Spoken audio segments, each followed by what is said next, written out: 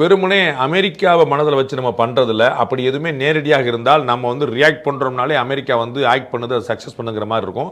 அதனால் நம்ம நேரடியாக அப்படி முயற்சி பண்ணல. இந்தியாவுடைய மிகப்பெரிய ராஜதந்திரமே அதுதான். அவருக்கு பதிலே சொல்ல நீங்கள் பார்த்துருப்பீங்க, திரு ட்ரம்ப் அவர்கள் வந்து கத்தி குமிச்சிட்டு இருக்காரு நம்மளை. நம்ம சைட்லேருந்து ஒரு பதில் கூட கிடையாது. நம்ம வேலை அவர் வந்து எனர்ஜியை கத்துறதுல வேஸ்ட் பண்ணுறாரு. இவங்க நம்ம இந்தியா வந்து அந்த எனர்ஜியை செயல்பாட்டில் அதுதான் பார்க்குறோம்.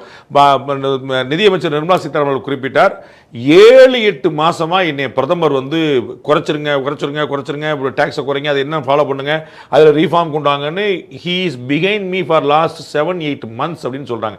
அப்போ ஒரு பாரத பிரதமர் இனிஷியேட் பண்றார். இதுதான் ரொம்ப முக்கியமான. உங்களுக்கு நினைவில் இருக்கும்னு நினைக்கிறேன், கடந்த பட்ஜெட்டின் போது இன்கம் டாக்ஸ் எக்ஸம்ஷன் வந்து 12 லட்சமா ஆக்குறது பற்றி ஒரு பேச்சு வந்துச்சு. அப்போ வந்து அதுக்கான பேட்டி கொடுக்குறாங்க மாண்புமிகு நிதியமைச்சர் அவர்கள். 12 லட்சம் ரூபா வரைக்கும் வரி கிடையாதுன்னு பிரைம் மினிஸ்டரை கன்வின்ஸ் பண்ணுறதுக்கு எனக்கு ஒரு நிமிஷம் கூட ஆகலை. அவங்க வந்து உடனடியாக சரின்னு சொல்லி சொன்னாங்க.